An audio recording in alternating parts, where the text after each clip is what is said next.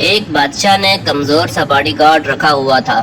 دوسرے ملک کا بادشاہ دورے پر آیا تو اسے دیکھ کر حیران رہ گیا اور پوچھا کہ باڈی گارڈ عموماً مضبوط اور طاقتور جسم والے رکھے جاتے ہیں، آپ نے یہ گارڈ کس لیے رکھا ہے؟